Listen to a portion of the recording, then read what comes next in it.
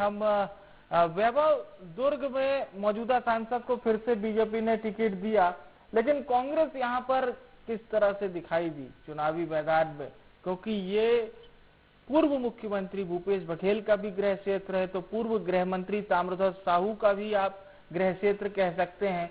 इतना मजबूत क्षेत्र कांग्रेस का, यहाँ पर कांग्रेस किस तरह से दिखाई दी? बिल्कुल, जो कांग्रेस से प्रत्याशी राजेंद्र साहू, उनके पास एक अनुभव कह सकते हैं कि वो जो है पूर्व मुख्यमंत्री भूपेश बघेल के चुनाव संचालक रह चुके हैं। हाँ। पिछले 2 चुनाव में वो चुनाव संचालक की भूमिका में रहे हैं और पिछला चुनाव जो है चुनाव संचालक के रूप में विजय बघेल को हराने का उनके पास अनुभव है विधानसभा में। चूंकि भूपेश बघेल प्रत्याशी थे, लेकिन रणनीति बनाने का जो काम था वो राजेंद्र साहू का था, इसलिए हम कह सकते हैं एक बार उनको हराने का अनुभव उनके पास रहा है। क्योंकि अब लोकसभा में, जो दुर्ग लोकसभा में 9 विधानसभा क्षेत्र आते हैं, एक बड़ा क्षेत्र है और उनके साथ राजेंद्र साहू के साथ एक बड़ा सहयोग जुड़ा हुआ है कि उनकी जन्मभूमि कहना चाहिए, उनका जन्म जो है बेमेतरा जिला में हुआ है, तो वही उनका जो कार्य क्षेत्र है दुर्ग जिला है। तो दोनों जिलों से परिचित है और दोनों जिला दुर्ग लोकसभा क्षेत्र के अंतर्गत आता है। उसके अलावा जो है यहाँ पर जाति समीकरण जो है काफी कारगर रहा इस दुर्ग जिले में।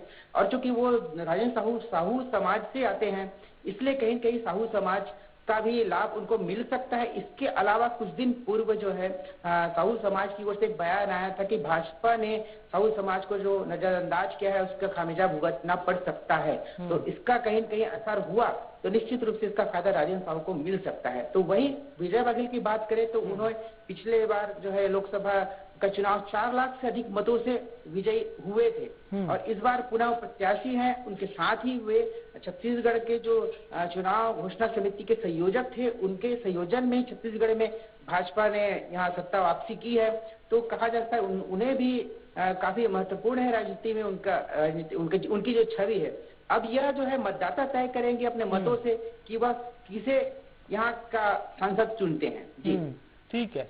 वैभव, एक बार फिर से आपके पास लौटेंगे। बने वैभव, आपका रुख करना चाहूंगा। विधानसभा चुनाव में तो चाचा वर्सेस भतीजा में चाचा की जीत हो गई थी, लेकिन ये लोकसभा चुनाव है। लोकसभा चुनाव में अगर मान लीजिए यहाँ पर बीजेपी चुनाव हारती है, मैंने कहा मान लीजिए, तो इसमें क्या भूपेश बघेल का एक फैक्टर होगा या भूपेश बघेल सिर्फ राजनांदगांव तक ही सीमित रह गए इस चुनाव में?